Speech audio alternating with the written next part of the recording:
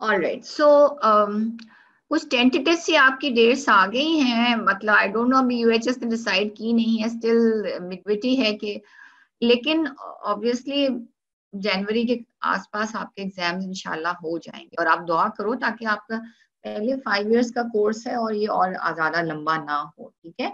पढ़ना तो आपने है ही, चाहे आप वो 2 साल में 1 साल का पढ़ लो या 6 महीने में 1 साल का पढ़ लो। तो बच्चों बस दुआ करो कि ये कोरोना खत्म हो जाए और आपके जल्दी जल्दी से एग्जाम्स हो जाएं ताकि आप नेक्स्ट ईयर में प्रमोट हो जाओ, ठीक है। कुछ अरसे के लिए तो अच्छा लगता है कि ओ शुक्र है घर बैठे में इम्तिहान नहीं हो रहे और कॉलेज नहीं जा रहे हैं, लेकिन फॉर हाउ लॉन्ग, आप बहुत अरसे तो घर नहीं बैठ सकते हो ना 1-2 साल के लिए एंड वेस्ट योर टाइम। सो बस दुआ करो कि कोरोना खत्म हो जाए, वापस आप जल्दी से कॉलेज जाओ और पढ़ाई शुरू हो और एग्जाम्स हो जाएं आपके, और इंशाल्लाह फिर आप लोग नए साल नए क्लासेस में भी प्रमोट हो जाओ, ठीक है। अच्छा, so we were discussing the autonomic control of accommodation and pupillary reflexes. अच्छा, ये जो टॉपिक है ये बड़ा इंपॉर्टेंट है रिगार्डिंग, एक तो एमसीक्यूज बहुत आते हैं इसमें से वाइवा क्वेश्चंस बहुत पूछे जाते हैं और प्रैक्टिकल में भी इससे बहुत क्वेश्चंस पूछे जाते हैं, ठीक है। तो आपको पता होना चाहिए कि ये पाथवे जो है वो कैसे काम कर रहे हैं, ठीक है। अकोमोडेशन के रिफ्लेक्सेस कैसे काम कर रहे हैं और प्यूपिलरी रिफ्लेक्सेस कैसे काम कर रहे हैं। तो आप ये देखो कि आपके जब when the light falls on your retina तो इम्पल्सेस जो हैं वो जाते हैं वाया आपके ऑप्टिक ट्रैक, और ऑप्टिक ट्रैक से वो आपके जाते हैं सेरेब्रल कॉर्टेक्स में, ऑक्सीपिटल रीजन में, और वहां से कुछ फाइबर्स जो हैं वो प्रीटेक्टिकल ऑक्सीपिटो टेक्टल फाइबर्स जो हैं वो ऑक्सीपिट से राइज होती हैं और वो टेक्टल एरिया में जाती हैं। टेक्टल एरिया से फाइबर्स जो हैं वो थर्ड क्रेनियल नर्व के एडिंगर वेस्पॉल न्यूक्लियस में जाती हैं।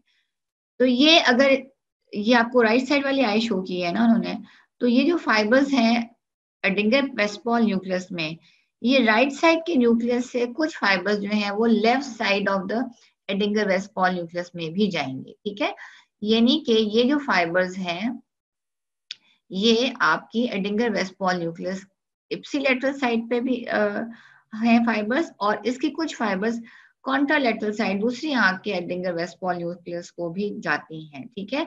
इसीलिए जब आप you throw a light on one eye तो आपकी साइमल्टेनियसली दूसरी आई जो है वो भी आपकी जो है वो कंस्ट्रिक्ट कर जाती है, ठीक है।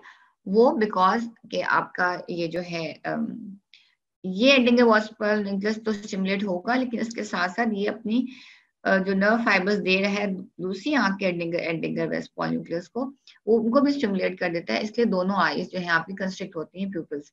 ये क्वेश्चन आपसे बहुत पूछा जाता है, ठीक है। सो अब ये जो है एडिंगर वेस्पॉल न्यूक्लियस से पैरासिम्पैथेटिक फाइबर्स जो है वो आ रही हैं, वो आके सिलियरी गैंग्लियन में ये करती हैं साइनेप्स, वहां से फिर सिलियरी नर्व्स अराइज होती हैं। अब ये सिलियरी नर्व दो जगह को सप्लाई कर रही हैं, एक तो आपके सिलियरी बॉडी के स्मूथ मसल को जो कि आपके लेंस को का कर्वेचर कंट्रोल करा है, दूसरे ये constructor muscles of the iris को भी सप्लाई कर रही हैं, ठीक है। पैरासिम्पैथेटिक दो मसल फाइबर्स को स्मूथ मसल्स को कंट्रोल कर रही हैं, एक आपका जो लेंस का स्मूथ सिलियरी बॉडी का जो स्मूथ मसल जो लेंस को कंट्रोल कर रहा है कर्वेचर, और दूसरे आपकी जो आपके जो आइरिस के जो कंस्ट्रक्टर मसल्स हैं, ठीक है, वो उनको स्टिमुलेट कर रहा है, ठीक है। तो और पैरासिम्पैथेटिक स्टिमुलेशन से आपके कंस्ट्रक्टर मसल जो है आई के वो आपके स्टिमुलेट होते हैं, ठीक है। दूसरी फाइबर जो थी वो आपके सिंपैथेटिक थी, ठीक है। ये सिंपैथेटिक फाइबर्स हैं जो कि जा रही हैं आपके रेडियल मसल्स ऑफ द आई को, ठीक है, जो कि आपके आई के मसल को जब सिंपैथेटिक स्टिमुलेशन होती है तो आई के जो आइरिस के जो मसल है डायलेटर मसल वो डायलेट हो जाते हैं, the pupil dilates which is called mydriasis, ठीक है। Miosis is construction of the pupil and मिडराइसिस।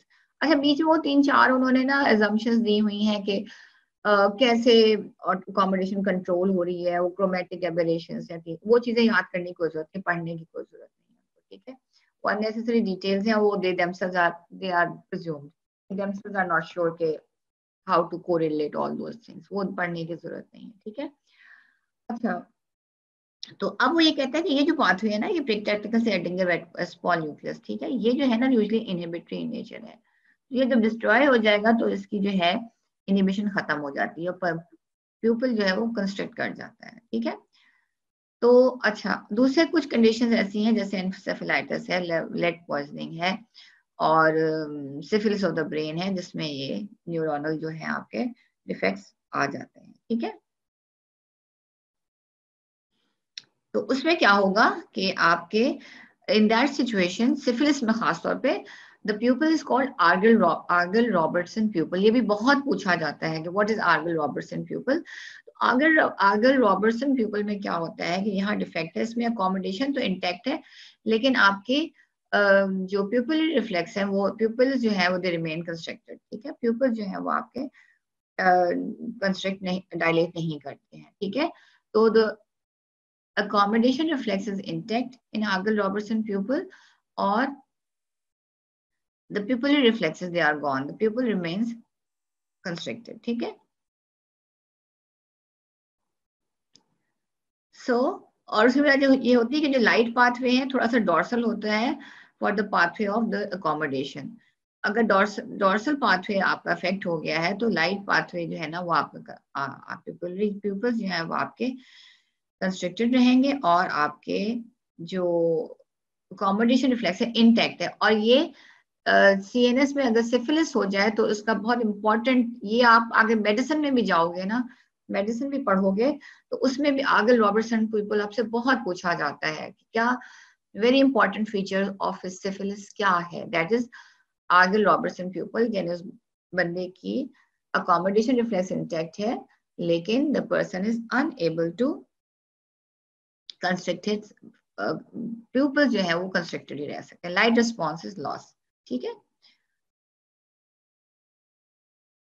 So a pupil that fails to respond to light but does respond to accommodation and is also very small is an Argel-Robertson pupil. तो pupil जो है small हो जाता है, constrict हो जाता है, ठीक है, and but the accommodation reflex is intact, and this is an important diagnostic sign of central nervous system disease called syphilis. This is an important diagnostic sign of central nervous system, ठीक है, in syphilis. अच्छा जी, अच्छा, अब दूसरी ये तो हमने बात कर ली ना कि पैरासिम्पैथेटिक पाथवे जो अगर डैमेज हो जाए, ठीक है। अब हम बात करते हैं कि सिंपैथेटिक पाथवे जो है डैमेज हो जाए। तो सिंपैथेटिक पाथवे डैमेज हो जाए तो the condition is called Horner syndrome. The condition is called Horner syndrome. अच्छा, इस पे भी बहुत सवाल आते हैं, बहुत सवाल पूछे जाते हैं, ठीक है। The sympathetic nerves to the eye are occasionally interrupted in the cervical sympathetic chain. अब cervical sympathetic chain कहाँ है आपकी? Along the thoracolumbar region, ठीक है।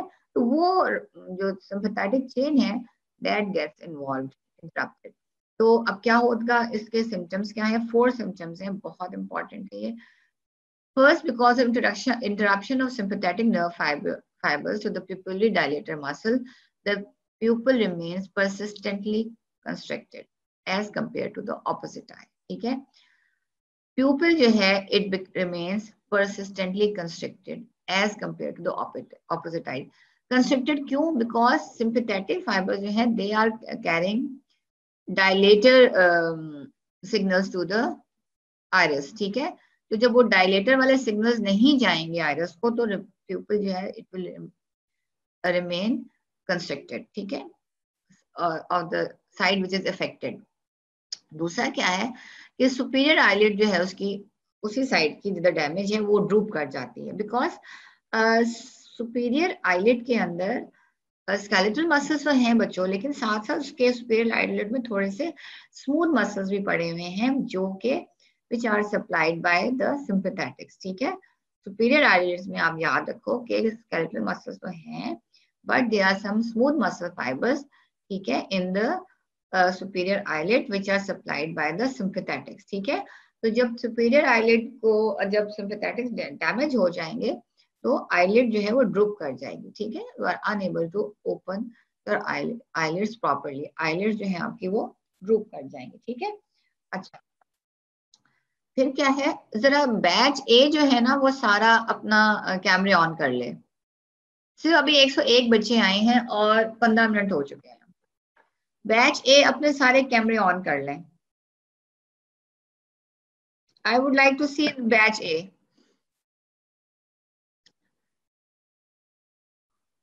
All right. अच्छा, नंबर 3 क्या है?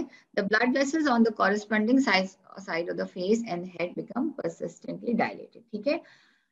अब क्या है, आपके जो ब्लड वेसल्स हैं, the side which is affected of the face and head, head और फेस की जो अफेक्टेड साइड है उसकी ब्लड वेसल्स जो है वो डायलेट कर जाती है। नंबर 4, स्वेटिंग होती है। क्या होता है? स्वेटिंग होती है। Sweating which require sympathetic signals can not occur on the side of the face and head affected by the Horner system. ठीक है। स्वेटिंग के लिए आपको यू रिक्वायर सिंपैथेटिक सिग्नल। जब सिंपैथेटिक सिग्नल्स नहीं होंगे तो उस साइड की आपकी स्वेटिंग नहीं होगी। ठीक है। तो नंबर 1 क्या है कि जी मैम, अस्सलाम वालेकुम। वालेकुम सलाम। मैम बैच है कि स्टूडेंट रोल नंबर 1 से लेकर 54 तक है। अच्छा, तो उनसे क्या कैमरे ऑन करें? देखिए अब 15 मिनट हो गया, सिर्फ 109 बच्चे आए हैं, अटेंड कर रहे हैं क्लास। जी मैम। अच्छा, बैच है कि जितने भी स्टूडेंट्स हैं वो अपने कैमराज ऑन कर लें। यहाँ पे हमने उनकी अटेंडेंस और लगा दी ये है। आपने हर 10 मिनट के बाद ना, हर बैच को, इसके 10 मिनट के बाद बैच बी और 10 मिनट के बाद सी एंड 10 मिनट के बाद, बिकॉज मैं पढ़ा रहे हैं, मैं भूल जाऊंगी पूरे बच्चों को कहना, तो आप इनको जरा अलर्ट करते रहिए। चले मैम, मैसेज कर दिया करेंगे इनको। हाँ जी, आप इनको हर 10 मिनट बाद दूसरा बैच को बुलाएं। ठीक है। 10 10 मिनट बिकॉज इनकी बाद। अटेंडेंस बहुत पुअर होती जा रही है, स्पेशली इनके फर्स्ट लेक्चर में। 10 10 तो के नंबर, कर देंगे हम, ठीक है मैम। जी ठीक है, थैंक यू। तो फर्स्ट ये है कि जो प्यूपल है वो कंस्ट्रक्टेड होता है। नंबर 2 क्या है? सुपीरियर आईलिड में जो ड्रॉप कर जाता है, टोसिस हो जाती है, unable to open your eye. Number 3, blood vessels जो है उस साइड की परसिस्टेंटली डायलेटेड रहती हैं। और नंबर 4 क्या है कि उधर की स्वेटिंग नहीं होती उस एरिया की। ठीक है। So here we finish with our eye. ठीक है, sense of eye, special sense of eye जो है हमारी आज खत्म हो गई है। ठीक है। अब मैं आपके साथ शुरू शुरू करूंगी मैं आपके साथ। सॉरी, मैं अभी बच्चों खोल लूं जरा अपने स्लाइड, तो फिर मैं आपके पास वापस आती हूँ।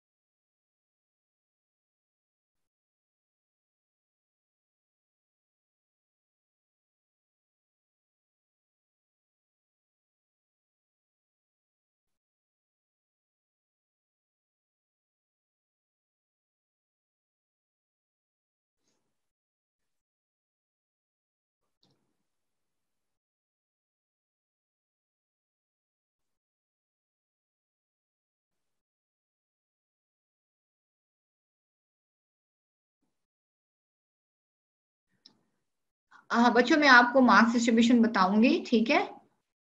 वो भी हम कर लेंगे। अभी आप फिलहाल फोकस ऑन योर हेयरिंग। ठीक है।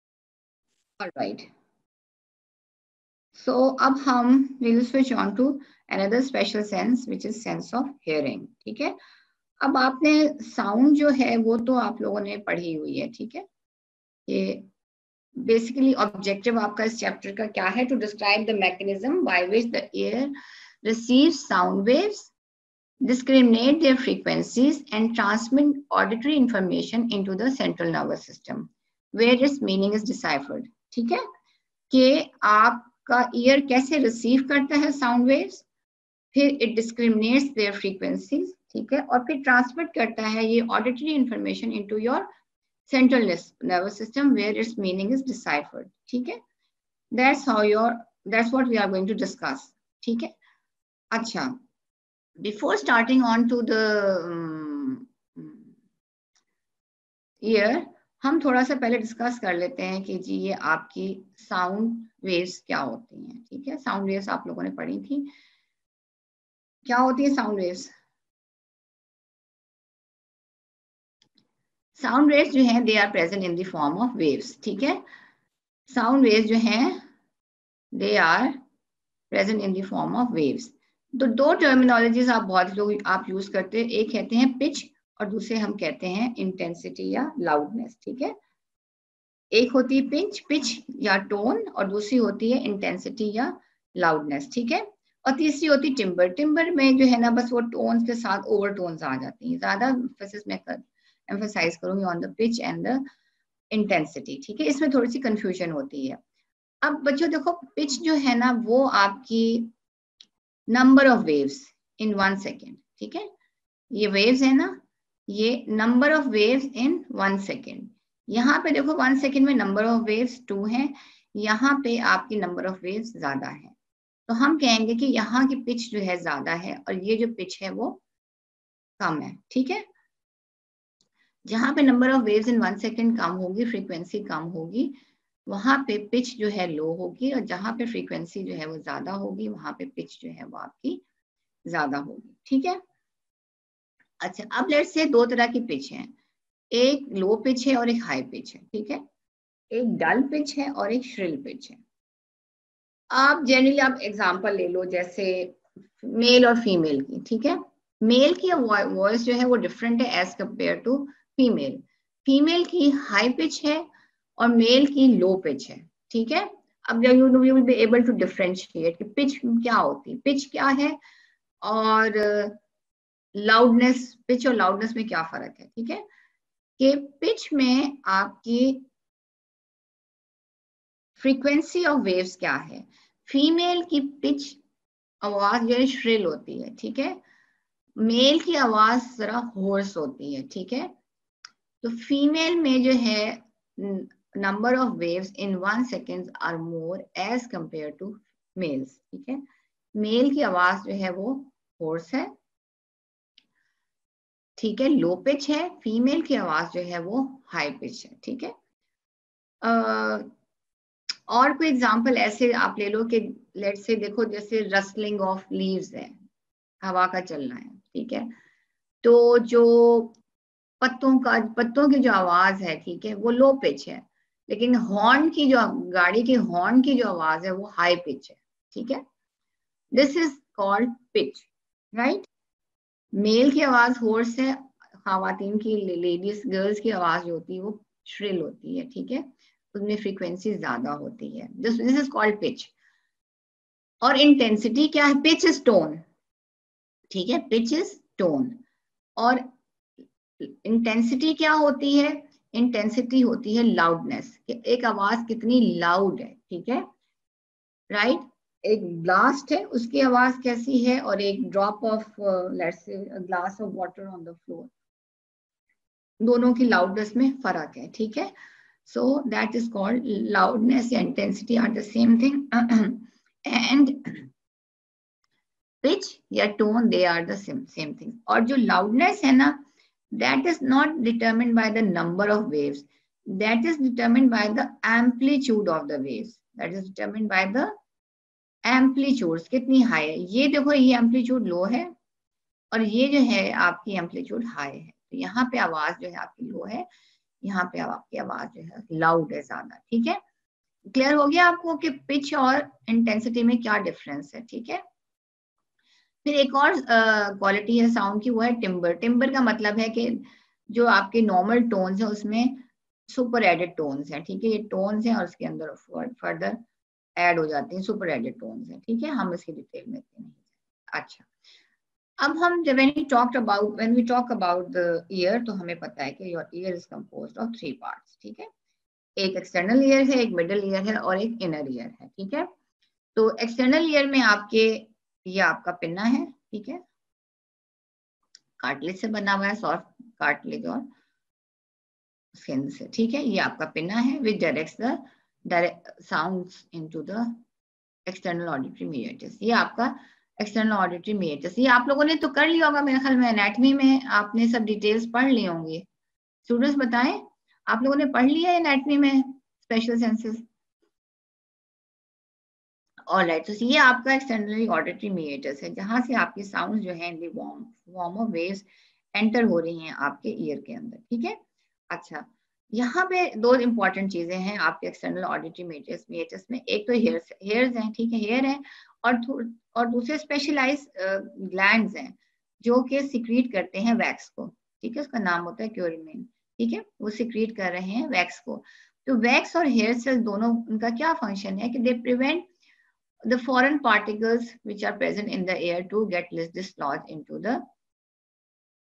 onto the tympanic membrane, ठीक है। तो ये हेयर सेल्स और जो वैक्स है, it prevents foreign particles to go and lodge on the tympanic membrane, ठीक है। But they have to be removed. अगर रिमूव नहीं होंगे तो खुद ही accumulate हो जाएंगे, the wax will accumulate on the tympanic membrane and फिर hearing abnormality शुरू हो जाएगी, ठीक है।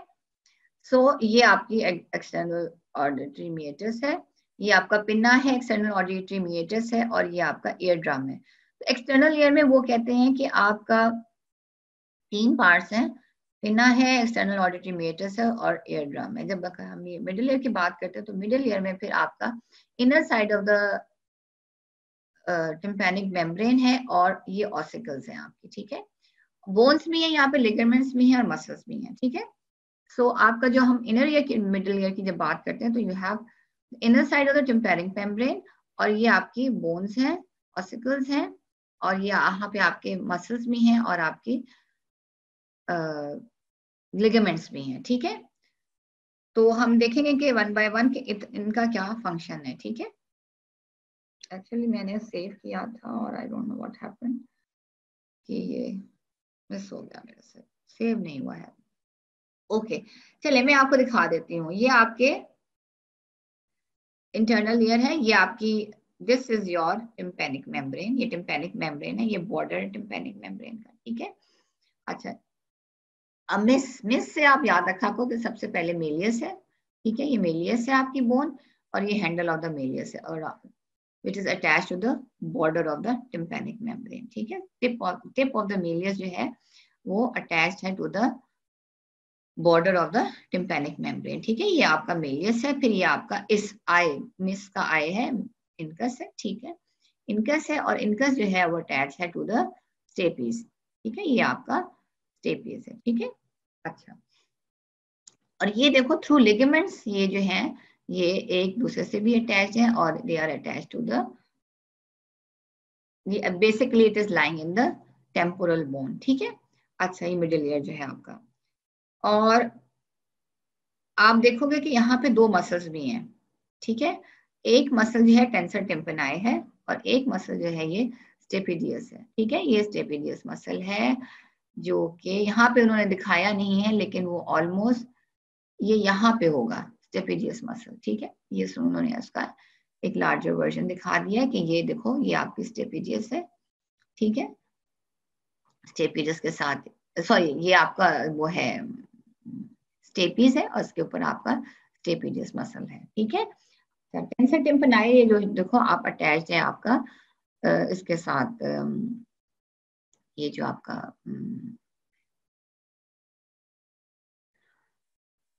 मेलियस का जो आपका लिम्ब है, ठीक है, इस लिम्ब के साथ अटैच है, ठीक है। और इसका फंक्शन ये है कि टेंसर टिम्पनाई जो है ना, कंट्रैक्ट जब करता है तो ये इस टिम्पैनिक मेम्ब्रेन को टेंस करके रखता है। अगर ये कंट्रैक्ट नहीं करेगा तो ये आपको जो टिम्पैनिक मेम्ब्रेन है ये ऐसे, एयर ड्रम आपने देखा है, ड्रम जो होता है वो खिंचा हुआ होता है, ठीक है। लेकिन अगर वो लेग्स होगा ना तो वो ढीला सा पड़ा होगा ना, तो वो इतना अच्छा साउंड वेव्स आगे कंडक्ट नहीं करेगा। आपने कभी ढोलकी बजाई है? ढोल बजते हुए ढोल देखे हैं आपने? जब आप शादियों में बैठते हो, आप ढोलकी बजाते हो, तो यू मेक इट श्योर कि जो ड्रम की जो मेम्ब्रेन है वो आप उसको टाइट करते हो, ताकि वो जितनी ज्यादा टाइट होगी उतनी अच्छी साउंड जो है वो आगे ट्रांसमिट होगी।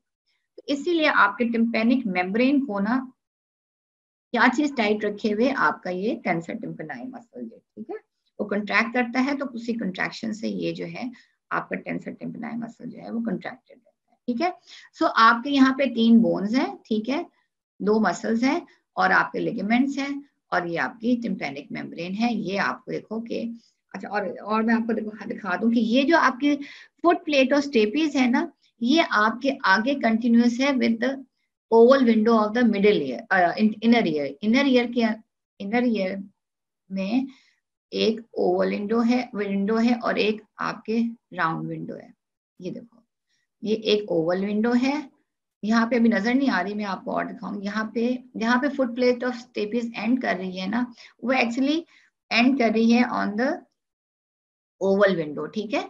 और इसी तरह से यहाँ पे नीचे एक राउंड विंडो भी है, ठीक है, नीचे आपके एक राउंड विंडो भी है। ये दोनों जो है ये एक्चुअली आगे से कंटिन्यूएशन है आपके इनर ईयर की, ठीक है। तो फुट प्लेट ऑफ स्टेपीज जो है ये आपके ओवल विंडो के ऊपर अटैच हुई है, ठीक है।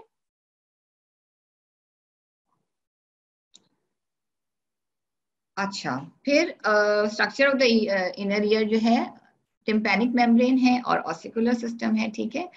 Tympanic membrane is called the ear drum, ठीक है, और ऑक्सीड एंड देयर ऑसिकल, और इनका काम क्या है कि to conduct the air sound waves from the external environment into your inner ear, ठीक है, इनटू योर इनर ईयर। ये मैंने सारा कुछ आपको बता दिया है। अच्छा, अब बात इंपॉर्टेंट क्या है कि देखो, एयर आपके डिफरेंट मीडियम्स में ट्रेवल करती है, साउंड जो है आपके डिफरेंट मीडियम्स में ट्रेवल करती है। तो सबसे ज्यादा जो अच्छा वो ट्रेवल करती है वो आपके एयर में ट्रेवल करती है। दूसरे वो एयर जो साउंड है आपकी सॉलिड ऑब्जेक्ट्स में भी उसकी ट्रेवलिंग ठीक है, मगर लेस देन द एयर में सबसे ज्यादा अच्छी मूवमेंट है आपकी साउंड की। तीसरी चीज जो है वो है फ्लूइड, ठीक है। फ्लूइड में एयर की जो मूवमेंट है, साउंड वेव्स की जो मूवमेंट है वो सबसे स्लो है, ठीक है। अब आपका, मैं आपको दिखाती हूँ, सॉरी ये मेरा आई डोंट नो सेव नहीं हुआ मेरा लेक्चर, खैर मैं आपको फिर भी बताती हूँ। अच्छा, ये देखो, अब आपकी ये ईयर है, ठीक है ना। अब आपकी एयर जो है मूव कर रही है from the external ear into the middle ear. अब एक्सटर्नल ईयर में तो साउंड जो है वो आपकी एयर में मूव कर रही, तो उनकी वेलोसिटी बहुत अच्छी है, ठीक है। फिर वो ये मिडिल ईयर में आती है, मिडिल ईयर से जब वो इनर ईयर में आएंगी ना, तो इनर ईयर में जो कॉक्लिया है, देखो ये पी साइज छोटा सा स्ट्रक्चर है, बिल्कुल मटर के दाना के बराबर पी साइज स्ट्रक्चर है, और ये कॉइल्ड है, ठीक है, लाइक अ स्नेल की तरह ये जो है ना कॉइल्ड है, ठीक है। और इसके अंदर पड़े हुए हैं आपके रिसेप्टर्स, ठीक है, इसके अंदर रिसेप्टर्स पड़े हुए हैं, हेयर सेल्स पड़े हुए हैं, which are the receptors of sound, ठीक है। तो जब वो साउंड जो है, जब इन हेयर सेल्स को कॉक्लिया के अंदर जो पड़े हुए हैं उनको स्टिमुलेट करेगी, तो via the vestibulo cochlear nerve signals आपके ब्रेन को जाएंगे, ठीक है, ऑडिटरी कॉर्टेक्स को जाएंगे आपके। तो अब इशू ये है कि एयर जो है वो आ रही थी, साउंड जो थी वो आ रही थी एयर से, ठीक है, वहां ट्रेवलिंग इसकी बहुत सही है, ठीक है। लेकिन जब वो एयर आपकी इस फ्लूइड के अंदर जाएगी तो यहाँ पे उसकी जो इंटेंसिटी है वो बहुत कम हो जाएगी, ठीक है। साउंड की जो intensity by the time it reaches in the fluid, तो वहां पे इंटेंसिटी बहुत कम हो जाएगी। तो जो एक्चुअली जो साउंड की जो इंटेंसिटी एयर में थी, वो by the time it reaches the fluid of the inner ear, तो वो इंटेंसिटी जो है वो बहुत कम हो जाएगी। यानी कि लेट्स से मैं ऊंचा जोर से बोल रही हूँ तो आपको आवाज बिल्कुल आएगी जैसे आई एम विस्परिंग, ठीक है। तो ये तो काम खराब हो गया कि एयर तक तो जहां तक वो एयर में थी तब तक तो उसकी साउंड की जो इंटेंसिटी थी बहुत अच्छी थी। By the time which is liquid तो यहाँ तो कम हो गई फ्लूइड में जब पहुंची। अब ये मसला कैसे हल होता है? दिस मसला is called impedance matching. What is this called? Impedance matching, ठीक है। कि मैच करना है, हिंड्रेंस को मैच करना है। इम्पिडेंस का मतलब होता है हिंड्रेंस, रेजिस्टेंस, ठीक है। बहुत इंपॉर्टेंट फिनोमिना है इम्पिडेंस मैचिंग। बहुत ज्यादा एग्जाम्स में आता है सवाल, ये एमसीक्यूज में आता है, वाइवा में पूछा जाता है, एमसीक्यूज में आता है कि व्हाट इज इम्पिडेंस मैचिंग, ठीक है। तो अब क्या है कि आपका ये जो एयर है,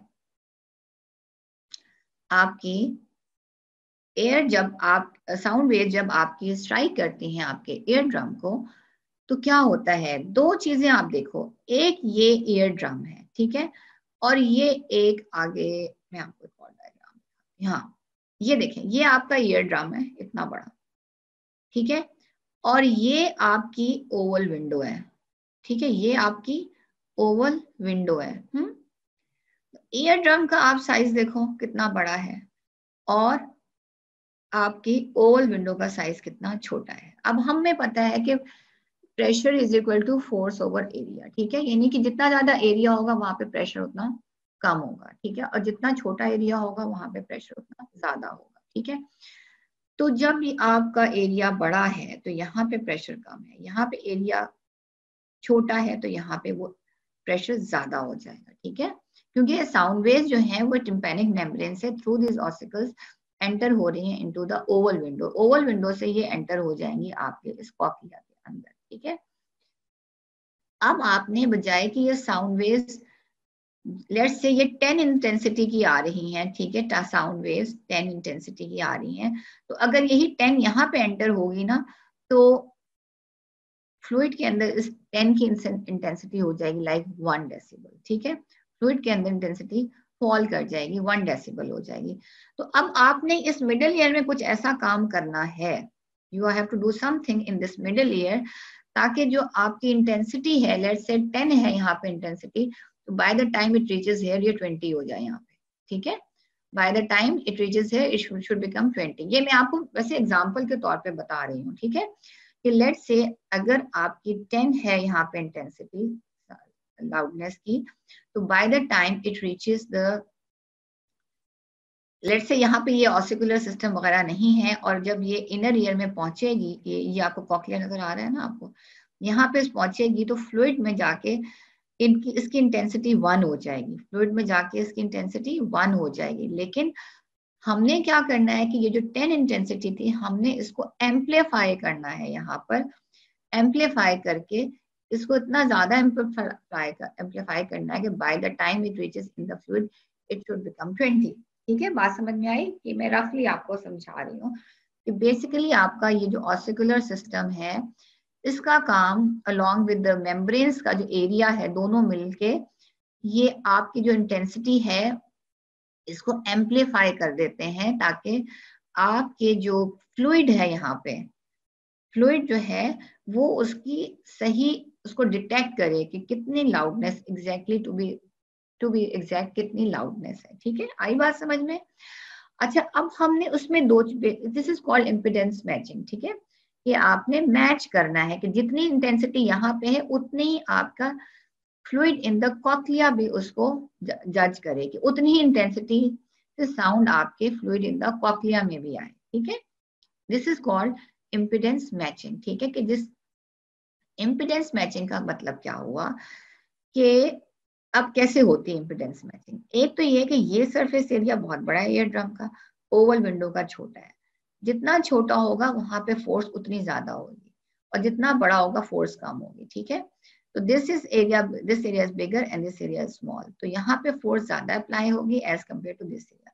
दूसरे क्या होता है कि ये जो मेरियस और इनकस है, ठीक है, both of them act as a lever, ठीक है, they act as a lever, ठीक है, जिसका फलक्रम जो होगा वो आपका ये स्टेपीज होगा। और इन दोनों के लीवर से एक्ट करने से भी क्या होगा कि आपका इम्पिडेंस मैचिंग होगा, आपकी फोर्स जो है साउंड की वो एनहांस होगी, ठीक है। So the ossicles of the middle ear, they are suspended by ligaments in such a way that the malleus and incus act as a single lever, ठीक है, having its इसका जो लीवर का जो फल्क्रम है वो टिम्पैनिक मेम्ब्रेन पे, मैंने आपको स्टेपिस पे कह दिया।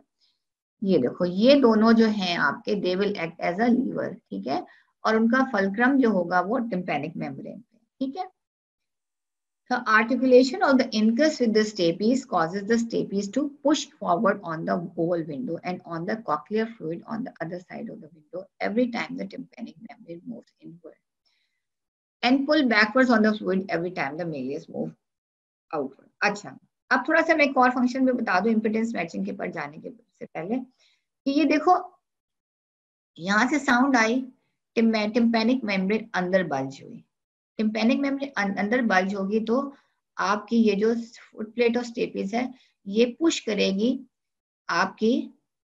करेगी इनटू द ओवल विंडो, ठीक है, ओवल विंडो में पुश करेगी, तो वो दैट पुश जो है ना वो एंटर होगी, that force will enter the cochlea, ठीक है। और जब ये टिम्पैनिक मेम्ब्रेन जो बल्ज हुई थी वापस जाएगी टुवर्ड्स ऑडिटरी कैनाल, तो ये फुट प्लेट ऑफ स्टेपिस जो है ये भी वापस outward towards away from the window move करेगी, ठीक है। यानी कि जब टिम्पैनिक मेम्ब्रेन अंदर मूव करेगी तो ओवल विंडो भी अंदर को मूव करेगी, जब टिम्पैनिक मेम्ब्रेन बाहर को वापस जाएगी तो आपकी ओवल विंडो भी जो है मूव करेगी वापस, ठीक है।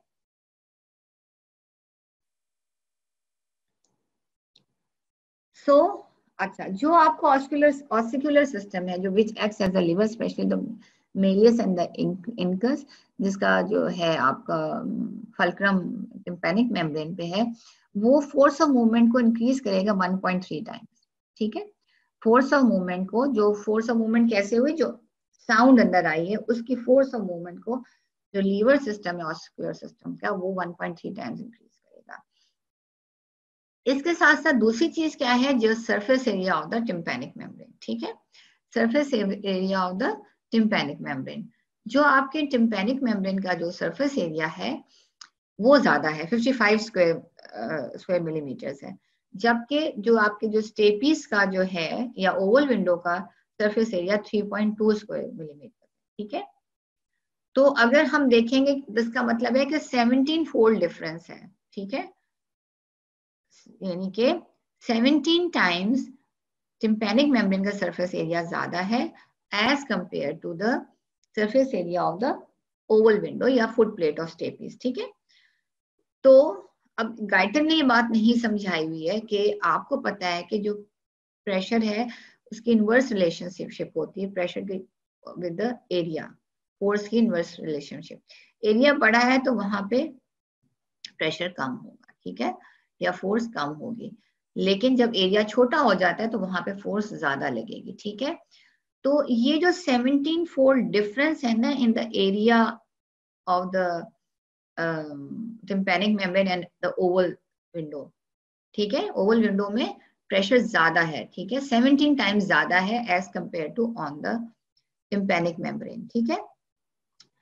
This difference 17 fold difference plus multiplied by the increase in force provided by the lever oscular system, ठीक है, oscular system का जो लीवर सिस्टम है वो फोर्स प्रोवाइड कर रहा है 1.3 टाइम्स, और 17 टाइम्स जो है वो जो फोर्स है ओवल विंडो पे ज्यादा अप्लाई हो रही है, तो जब हम इन दोनों को मल्टीप्लाई करेंगे तो actually this is the which becomes 20, which is 22 times the total force that is exerted on the fluid of the cochlea, ठीक है, as compared to which is exerted by the sound waves against the tympanic membrane, ठीक है। बात समझ में आई? मैं फिर से बता देती हूँ आपको, ये देखो ये आपका, ये बेटा आपके गाइटन का गेनोम का डायग्राम है, ठीक है, कि ये एरिया है बड़ा और ये एरिया है छोटा, ठीक है, तो यहाँ पे फोर्स कम अप्लाई हो रही है, यहाँ पे फोर्स ज्यादा अप्लाई हो रही है, यहाँ पे 17 टाइम्स ज्यादा फोर्स अप्लाई हो रही है as compared to the tympanic membrane, ठीक है। तो this is increasing the force of the sound waves, ठीक है। दूसरे ये जो आपके ऑसिकुलर सिस्टम है जो कि एक्ट कर रहा है एज अ लीवर, तो ये भी फोर्स को इंक्रीज कर रहा है 1.3 टाइम्स, ठीक है। 1.3 टाइम्स ये भी आपकी फोर्स को इंक्रीज कर रहा है। तो ये दोनों चीजें मिलकर ये फोर्स को इंक्रीज करती हैं 22 टाइम्स। 22 टाइम्स फोर्स, ज्यादा फोर्सफुली साउंड वेव्स एंटर होंगी आपके कॉक्लिया में, ठीक है, to move vibration in the fluid of the cochlea, ठीक है। अदरवाइज साउंड वेव्स के लिए to move produce waves in the cochlea is very difficult. So ये जो आपका ऑस्कुलर सिस्टम है and difference in the size of the tympanic membrane and the oval window, ये दोनों मिलकर जो जिस फोर्स से यहाँ पे साउंड वेव स्ट्राइक करेगी वो उस फोर्स को 21 टाइम्स इंक्रीज करेगा।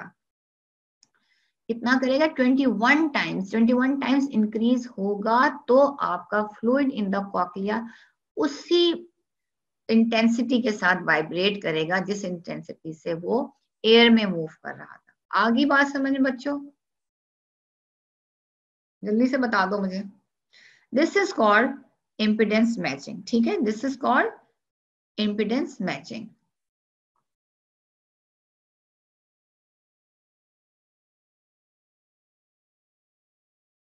अच्छा, this is called impedance matching, ठीक है। अच्छा,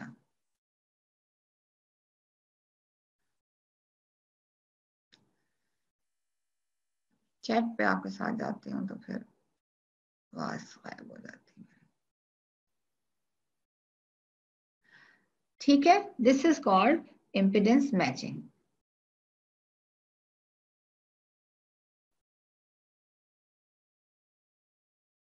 So two mechanisms are related to the oscular system to amplify pressure of the airborne sound waves to set up fluid vibration in the cochlea. यानी कि airborne sound waves जो हैं they have to set up fluid vibrations in the cochlea. अगर बीच में ossicle नहीं है और डिफरेंस इन टिम्पैनिक मेम्ब्रेन का साइज नहीं है तो एयरबोर्न जो एयर से साउंड वेव्स आ रही है वो फ्लूइड में वाइब्रेशन नहीं कर सकेगी, कॉक्लिया का जो फ्लूइड है, ठीक है। तो एक तो सरफेस एरिया का फर्क है और दूसरे lever action of the ossicles, दोनों मिला के लीवर सिस्टम से एक मैकेनिकल एडवांटेज होती है, ठीक है, और वो फोर्स को इंक्रीज करता है। दोनों मैकेनिज्म मिलके the force exerted on the oval window is 20 times more as compared to the force exerted by the sound waves on the tympanic membrane, ठीक है। This pressure is sufficient to set the cochlea into the cochlear fluid into the in motion, ठीक है। ये आपके guidance में इतना अच्छा नहीं समझाया हुआ है, इसलिए मैंने आपको डिफरेंट बुक से लेकर समझाया है कि दोनों mechanism ossicular system and difference in the size of the membranes दोनों मिलके एडिशनल प्रेशर एक्सर्ट करते हैं on the cochlear fluid to set the cochlear fluid into motion. अगर ऑस्कुलर सिस्टम नहीं है, ठीक है, एंड टिम्पैनिक मेम्ब्रेन नहीं है तो साउंड वेव्स अभी भी बेस्ट ट्रेवल तो होंगी into the middle of the year, लेकिन क्या होगा कि सेंसिटिविटी ऑफ द हियरिंग जो है बहुत कम होगी, 1 to 20 decibels less than for the ossicular transmission, ठीक है, ठीक है। Equivalent to a decrease from a medium to a barely perceptible voice level, यानी कि आपको अगर बीच में टिम्पैनिक मेम्ब्रेन ऑस्कुलर सिस्टम नहीं है तो आपको आवाज जो है ना वो बहुत कम आएगी, ठीक है। तो ये फायदा है आपके इम्पिडेंस मैचिंग का, सिग्निफिकेंस है कि अगर इम्पिडेंस मैचिंग है तो आपको आवाज सही आएगी, सुनाई देगी, अदरवाइज आपको barely minimum audible voice you will be able to hear. अच्छा, एक और इम्पॉर्टेंट रिफ्लेक्स है, this is called attenuation reflex. बहुत इंपॉर्टेंट रिफ्लेक्स है, बहुत एग्जाम्स में आता है, ठीक है। Attenuation of sounds by contraction of tensor tympani and stapedius muscle. अब आपको मैंने दिखाया था कि आपके जो हैंडल और मेलियस के साथ टेंसर टिम्पैनी लगा हुआ है और आपका स्टेपिडियस मसल लगा हुआ है स्टेपिस के साथ, ठीक है। जब लाउड साउंड्स जो हैं वो ट्रांसमिट होती हैं through the ossicular system and from there into the central nervous system, reflex occurs after a latent period of only 40 to 80 milliseconds to cause contraction of the stapedius muscle and to a lesser extent the tensor tympani। ये जी definition है आपके attenuation reflex. कि when loud sound जो है, एकदम से कोई धमाके वाली आवाज जो है वो आपके कान के अंदर जाती है थ्रू द ऑस्कुलर सिस्टम, तो वहां से ऑस्कुलर सिस्टम से हुई इनर ईयर में गई, इनर ईयर से आपके गई आपके ब्रेन में, और ब्रेन से वापस एक रिफ्लेक्स कंट्रैक्शन सिग्नल आएगा which will cause reflex contraction of your stapedius muscle especially, and to a lesser extent to the tensor tympani. Tensor tympani जब अब ये रिफ्लेक्स जैसे आया ना, तो टेंसर टिम्पनाई जो है ना वो करेगा हैंडल ऑफ द मीडियस को अंदर की तरफ मूव, ठीक है, और स्टेपीडियस जो है वो स्टेपियस को मूव करेगा टुवर्ड्स द आउटवर्ड, ठीक है। तो दो these two forces they will oppose each other and cause entire oscular system to develop increased rigidity, ठीक है, thus reducing the oscular conduction of low frequency sound. अच्छा ठहरो मैं आपको दिखाती हूँ डायग्राम, एक्चुअली मेरे साथ बड़ी गड़बड़ होती है। अच्छा खैर, अब देखो बहुत लेट से कि लाउड साउंड आई है, ठीक है, लाउड साउंड आई है, तो क्या होगा कि ये जो टेंसर टिम्पनाई है ये कंट्रैक्ट करेगा, ये टेंसर टिम्पनाई है ये कंट्रैक्ट करेगा, ये मूव करेगा इस ईयर ड्रम को, ये मूव करेगा इनवर्ड, और जब ये स्टेपिडियस मसल, जो स्टेपिडियस मसल है ये कंट्रैक्ट करेगा, तो ये फुट प्लेट ऑफ स्टेपिस को मूव करेगा आउटवर्ड, यानी ये इस तरफ मूव करेगा और ये इस तरफ मूव करेगा, ठीक है। तो इंक्रीज रिजिडिटी इस सिस्टम में डेवलप हो जाएगी, इंक्रीज रिजिडिटी इस सिस्टम में डेवलप होगी, स्टेपिस आउटवर्ड मूव करेगी और ये जो मेलियस है ये इनवर्ड मूव करेगा, ठीक है। स्टेपी जब बहुत ज्यादा साउंड आएगी तो रिफ्लेक्स कंट्रैक्शन होगी टेंसर टिम्पनाई की और स्टेपिडियस मसल जो यहाँ पड़ा हुआ है, ठीक है, ये दोनों जब कंट्रैक्ट करेंगे तो स्टेपिडियस मूव करेगा आउटवर्ड और मेलियस मूव करेगा इनवर्ड, ठीक है। तो इन दोनों की मूवमेंट से क्या होगा कि दोनों फोर्सेस, जब एक आउटवर्ड मूव करेगा और एक इनवर्ड मूव करेगा, दोनों फोर्सेस जो हैं वो they will oppose each other, ठीक है, और एक इंक्रीज रिजिडिटी डेवलप हो जाएगी आपके ईयर में, ठीक है, thus greatly reducing the oscular conduction.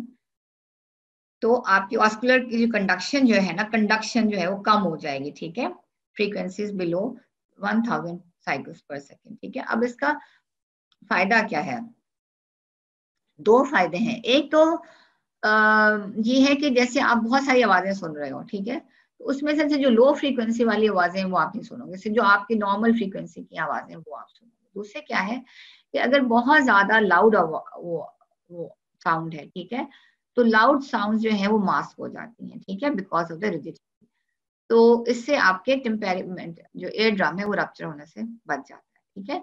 Only जो दो काम हो रहे हैं एटेन्युएशन रिफ्लेक्स से, एक तो बहुत सारी बैकग्राउंड में आवाजें हैं लो फ्रीक्वेंसी की, वो आपकी मास्क हो जाती है, दूसरे जो बहुत ज्यादा लाउड वॉइस है, ठीक है, जैसे कि धमाके की आवाज है, तो ये अगर आपके रिफ्लेक्स कंट्रैक्शन मसल्स की नहीं होगी तो there is a chance of your damage to the ear, ठीक है।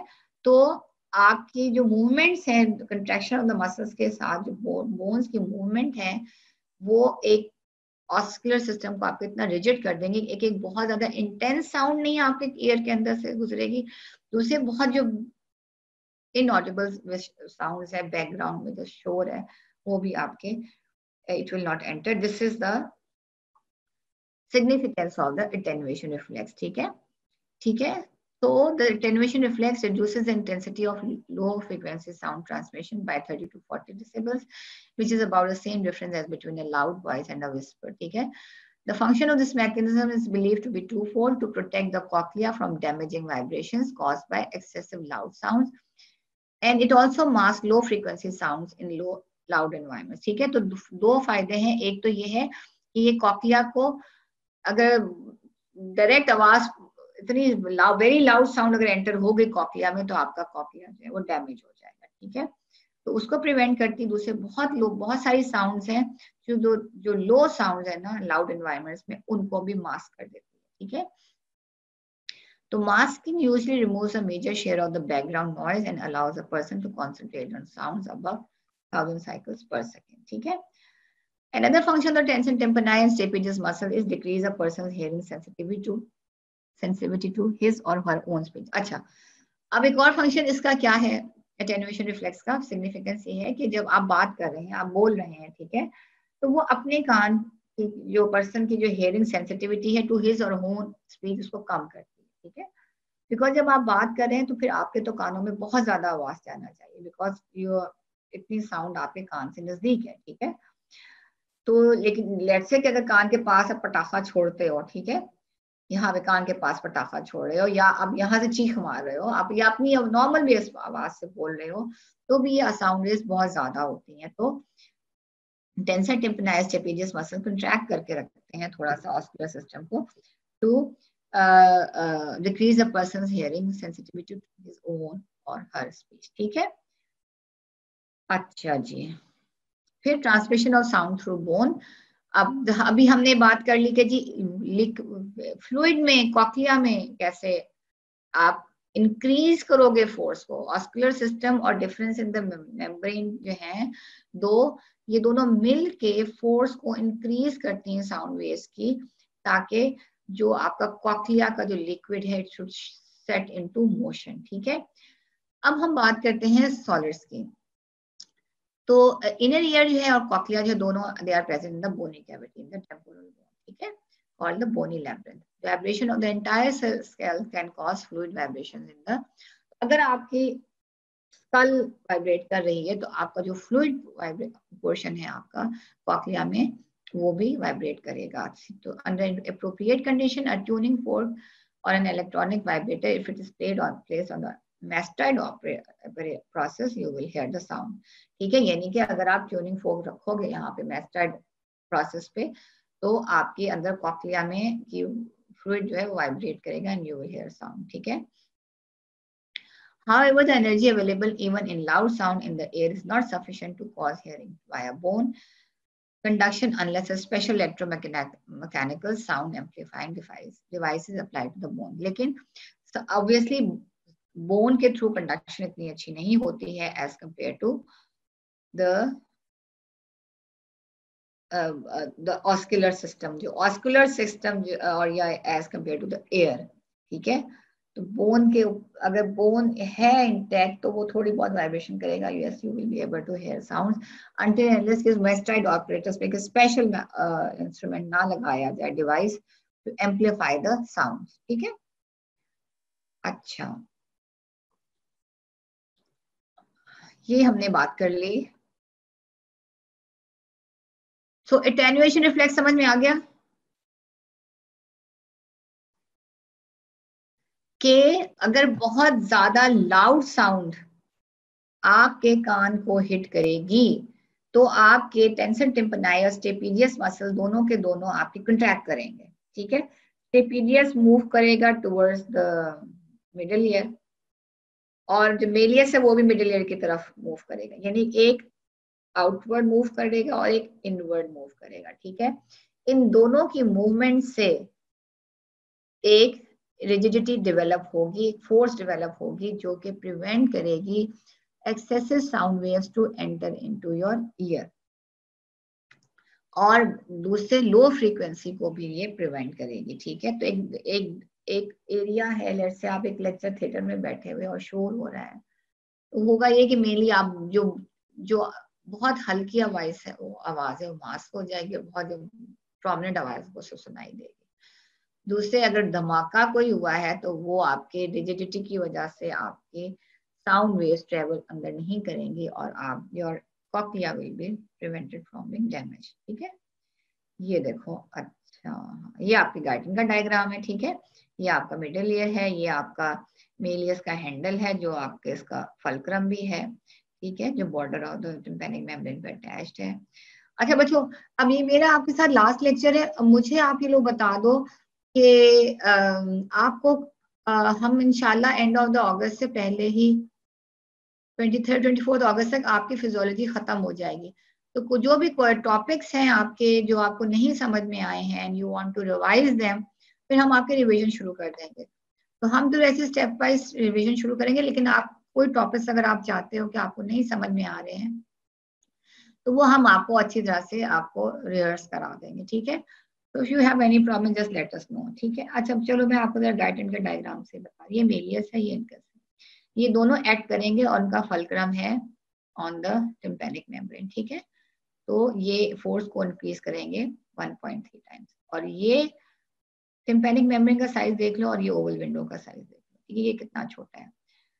तो 17 टाइम्स प्लस 3 20 टाइम्स जो है वो मिलके आपकी साउंड जो है वो आपकी इंक्रीज हो जाएगी, ठीक है। अच्छा ये आप देखो, आपका ये आपका ये हेयरिंग ऑर्गन है, कॉक्लिया है, पी साइज है, कॉइल्ड है। अच्छा ये सबसे अच्छा आपको समझ तब आएगा जब आप इसको खोल के पढ़ोगे, ठीक है। अब ये आके आपको डॉक्टर शाहीना बताएंगे, ठीक है। अच्छा heavy loud sound, heavy sound नहीं होती बेटा, लाउड साउंड। लाउड साउंड अगर बहुत ज्यादा लाउड साउंड आती है तो क्या होगा कि आपका यहाँ पे टेंसर टिम्पनाई लगा हुआ है और यहाँ पे स्टेपिडियस मसल लगा हुआ है, ये दोनों, ये मसल कंट्रैक्ट करेगा तो ये स्टेपिडियस आउटवर्ड मूव करेगा। ये मसल जो जो टेंसर टिम्पनाई यहाँ पे लगा हुआ है, जब ये कंट्रैक्ट करेगा तो ये मेलियस का हैंडल इनवर्ड मूव करेगा। ये इधर को मूव कर रहा है और ये इधर को मूव कर रहा है। इनकी मूवमेंट की वजह से यहाँ पे एकदम फोर्स इंक्रीज हो जाती है और रिजिडिटी इंक्रीज हो जाती है यहाँ के ऑस्कुलर सिस्टम की। तो जब रिजिडिटी इंक्रीज हो जाती है तो जो साउंड की जो कंडक्शन है, ठीक है, बिकॉज अगर ये स्टेपीज अंदर को मूव करेगी, देखो लाउड साउंड आई, धमाके की आवाज आई, आपकी टिम्पैनिक मेम्ब्रेन अंदर को मूव की, स्टेपीज भी अंदर को मूव करेगा, वो उतनी ही ज्यादा इंटेंसिटी से साउंड जो है आपके कॉक्लिया के अंदर जाएगी, ठीक है। तो कॉक्लिया के डैमेज होने का खतरा होता है।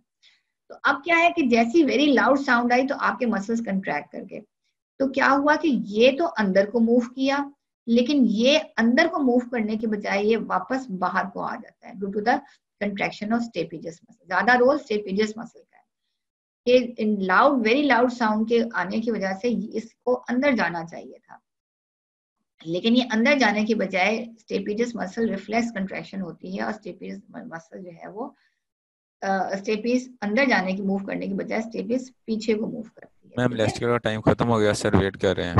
ओके ठीक है, ठीक है, थैंक यू जी।